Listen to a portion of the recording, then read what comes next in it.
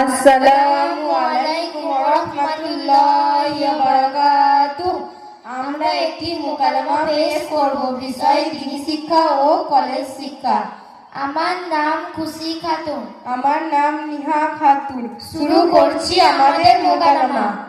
আসসালামু আলাইকুম ওয়া রাহমাতুল্লাহি ওয়া বারাকাতুহু। ওয়ালাইকুম আসসালাম ওয়া রাহমাতুল্লাহি ওয়া বারাকাতুহু।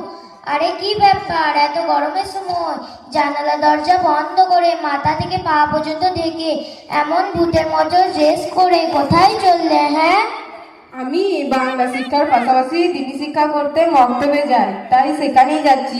আচ্ছা খুশি, তুমি হিল জুতো পরে, মুখে মেকআপ করে, কাঁধে বিরিটি ব্যাগ নিয়ে কোথায় চললে? হ্যাঁ, আরে তোমার হাতে আবার ওটা কি? আজ লাইটের মতো দেখতে, মোবাইল নাকি? Wow, very handsome.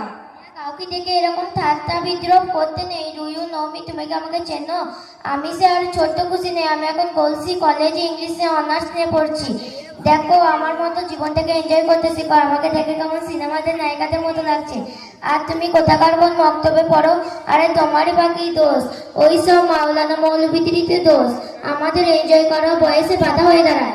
আস্তাগফিরুল্লাহ খুশি, এরকম বলতে নেই, তোমার সূক্ষ্ম ঈমান চলে যেতে পারে। আরে তুমি চুপ করো তো। তোমার মতো মাথা থেকে পা পর্যন্ত দেখে ঘুরে বেড়াই না ঠিকই, তবু আমার ঈমান ঠিক আছে। আচ্ছা খুশি, তুমি যে মাওলানা মৌলবীদের দায়ী করছো, তুমি কি জানো হাদিসের মধ্যে এসেছে আল উলামা ওয়ারাসাতুল আমবিয়া? এর মানে আবার কি? এর মানে হলো সমস্ত আলিমরা নবীদের ওয়ারিস করে। আচ্ছা খুশি, তোমাকে আমি একটা প্রশ্ন করতে পারি? অবশ্যই করো, কেন করবে না? তোমার দাদু দাদু কি বেঁচে আছেন? না, তিনি তো অনেক আগেই মারা গেছে। তা তোমার দাদু দাদু জানাজা কি তুমি পড়েছেন নাকি তোমার কলেজের কোনো প্রফেসর পড়েছিল? কি হলো, চুপ করে আছো কেন? উত্তর দাও, ক্যাসেট জড়িয়ে গেল না? না না, তা কেন হবে? মসজিদে ইমাম সাহেব পড়েছিলেন।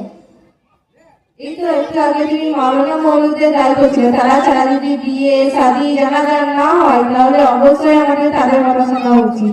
আচ্ছা খুশি, তোমার বাড়ির কি কারো বিয়ে হয়েছে? হ্যাঁ হয়েছে তো, কিছুদিন আগেই আমার বড় আপুর বিয়ে হয়েছে, জানো? তা তোমার বড় আপুর বিয়ে কি তুমি করেছিলে নাকি তোমার সিনেমার কোনো নায়ক নায়িকা করেছিল?